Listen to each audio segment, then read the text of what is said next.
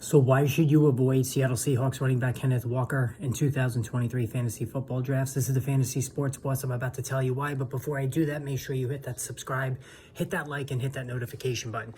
Now, as far as Kenneth Walker is concerned, listen, he comes off a very impressive rookie season where he ran for over 1,000 yards, 9 rushing touchdowns in 15 games.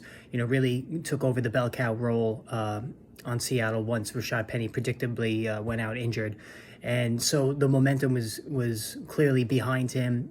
Like I said, overall it was a really solid rookie season. And then it appeared, once the season ended, that Walker was set up for an even bigger 2023. That is until the Seattle Seahawks decided to go out and draft the multi-talented, especially on the receiving side of things, Zach Charbonnet of UCLA in the second round this past April. And that really kind of clouds is the biggest concern and clouds the outlook on Walker going into 2023. Now, in addition to that, Walker is your classic a standard league running back that has more value in that format than he does in PPR. So Walker, despite having the 11th most carries in the NFL last season, was only 33rd among running backs in receptions. He also wasn't very efficient as a runner. So he had a lot of boom runs, broke tackles, had some big runs. Once he gets past that, the first level of the defense, he's very impressive down the field, has good acceleration, good burst, but he also was stuffed more than you would like to see around the line of scrimmage there, so it wasn't overly efficient. The advanced metrics did not love Kenneth Walker's rookie season, even though the raw numbers on paper were impressive in terms of running the football. And also, we talked about the fact that Walker is just not a receiver. So in PPR formats, that alone puts him as a moderate running back too. But even now in standard leagues, he's not looking as impressive because, Pete Carroll, when you use a second-round draft pick on a running back and have a head coach like Pete Carroll who loves to run the football, they're going to use the UCLA rookie quite liberally this season. That's going to take Walker off the field, especially on third downs.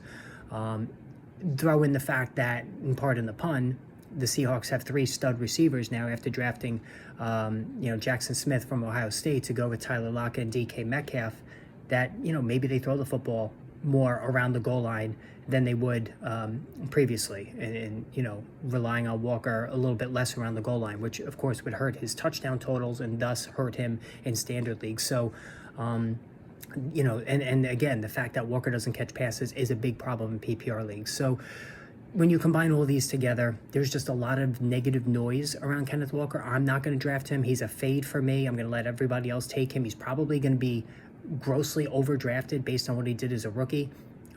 And I just don't want no part of that based on all those things that we talked about previously. The lack of receptions, the upright running style, which I didn't talk about previously, which could lead to injury, and the fact that, Zach Charbonnet, the UCLA rookie, is going to play more than I think we anticipate. So these are all issues that will dog Walker. I'm going to fade him.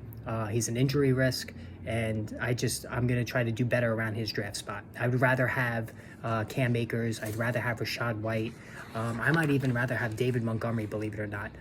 Definitely would rather have Miles Sanders. So, that's how you want to try to look at Walker this season. All right, again, hit the subscribe, hit the notification button. More videos on the way.